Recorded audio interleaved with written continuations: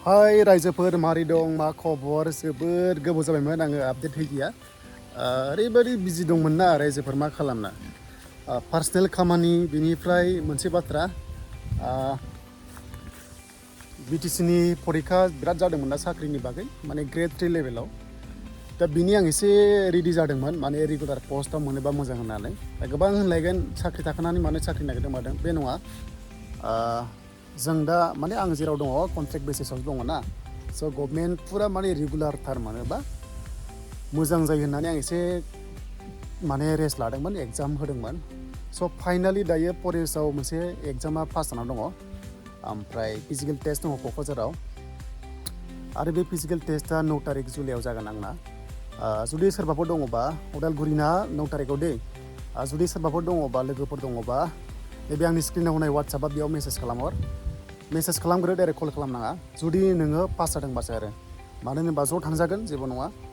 दा थाबायनांगौसो आरो बे थाबायनाया 26 km थाबायनांगोन 4 घन्टायाव हौवाफोरा एन्ड हिन्जावफ्रा थाबायनांगोन 4 घन्टायाव 16 km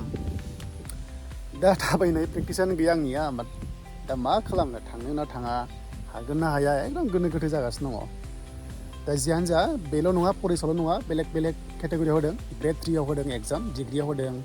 HS आव होदों दा मा जायो रिजाल्टआ फैथारसिगोन बारा गोबाव गैला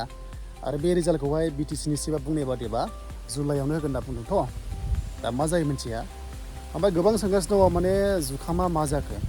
थ' जुखामनि सायाव आङो नेक्स्ट भिडिअ होगोन माने फुरा प्रपारलि डिटेल्सखौ होगोन जे बेसेबां लाब जादों जायाखै बेखौ आं खोन्थागासिनो दङ दा बे जुखाम गायनाय हायाव माइया जागोन ना जाया गोबांथार मोनथिनो लुबैयो दा बे जुखाम गायनाय हायाव माइ गायजेनबाय ओमफ्राय आरो खोथिया फुगासिनो दङ बेखौ आं नोंथांमोन दायो खोन्थानोसै दा बे जाबाय आंनि गय बागान नै ओमफ्राय ससे थांबानो जुखाम गायग्रा हा दङ नैबे ड्रेनजों गासैबो दैखौ हरजोबो नालाय टेनसन गैया दैनि सायाव ड्रेनबो दंखाजोबो जोंनि हायावनोखा ड्रेनाबो इरिगेसन हरदों बेखौ नै बेयाव जुखाम गायदोंमोन ना थेरा दंना बेखौ नुदों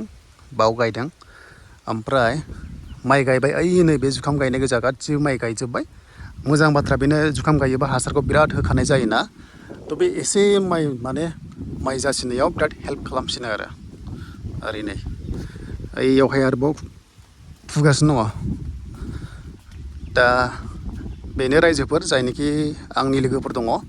जुदि फरेस्टआव एग्जाम होनानै जुदि रिटिना क्लियार जाबायबा फिजिकेल टेस्टखौ मोजाङै होदो आरो बे फिजिकेल टेस्टआ 9 निफ्राय 11 जुलाइसिम जागोन नालाय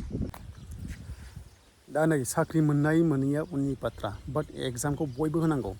जुदि एग्जामखौ नोङो होयोब्ला एक्सपिरियेन्स जाबाय थायो दा आंथ' जेब्ला जब मावजेनदोंमोन 2018 आव मावदोंमोन दासिम मावगासिनो दङ कन्ट्रेक्ट बेसिसाव खिन्थु रेगुलार जब मोनोबा लाइफआ माने एसे सान्तिसिन जायो आरोना थ' बेखायनो एग्जामखौ होदोंमोन आरो बे एग्जामा क्लियारबो जाबाय दा फिजिकेल टेस्टखौसो हागोन ना हाया माने आं जेबो प्रेक्टिस खालामनाय गैया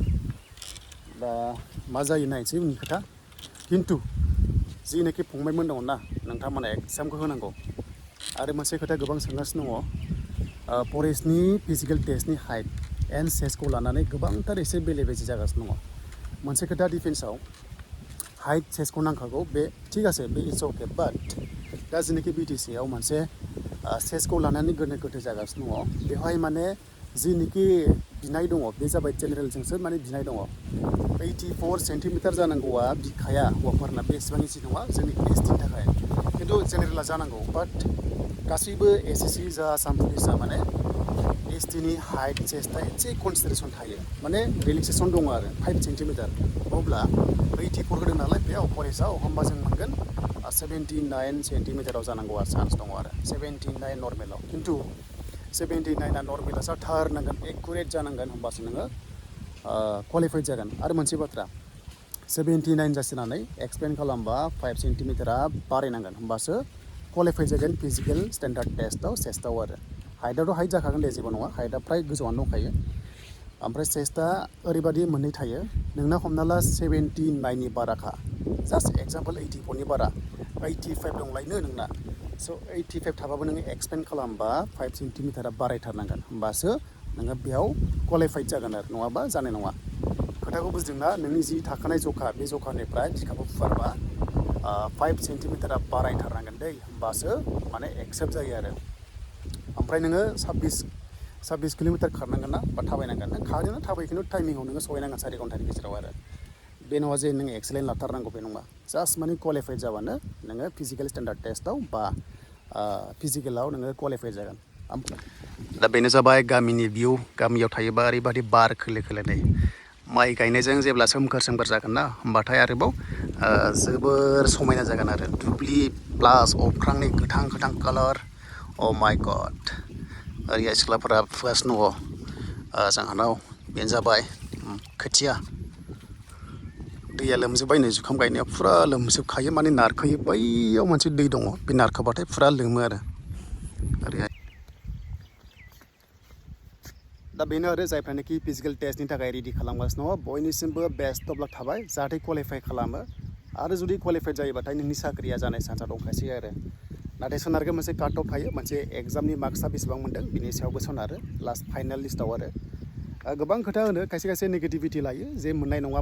बे नङा गावखौनो खनसे ट्राइ खालामनांगौ एग्जामाथ' जेनेबा नै हमना ला आंनि क्लियार जाबाय थ' आंथ' जेबो माने एग्जामखौ पास जागोन होनना सानखादोंमोन खारन हाखादोंमोन नालाय दा जुदि नोंबो हादोंबा नोंनाबो फैदों बे नङा जे हायालासिनो फैदों बे नङा जायनि हादों बेनो फैदों आरो एकदम फाइनाल लिस्टआवसो मा जायो बेनि बाथ्रा खिन्थु ट्राइ खालामनांगौ मालाया गोबां खोथा होनो मोना जाखाजोबनायसो मानायसो होनो जानाय जायो बे उननि खोथा खनसेथ' एटलिस्ट ट्राइ खालामजायो दा बेनो आरो नार्भास जानाङा फिजिकेल टेस्टखौ मोजां हो आरो खाफालाव दङबा साख्रि मोनगोन ओमफ्राय 9 तारिख जुलाइआव लोगो हमदो जायनोखि उदालगुरिनि थ' टेनसन गैया आरो नोंथांमोना बेनो दिनैनि ससे भिडिअ आं नेक्स्टआव जुखामनि बागै भिडिअ होगोन ओमफ्राय जुलाइ मान्थआवनो 4000 भेकेन्सिनि साख्रि होगोन BTC सरकारा बेस्ट अफ लाक थाबाय बयनिसिमबो जाहाथे नोंथांनि साख्रिया जाना फैयो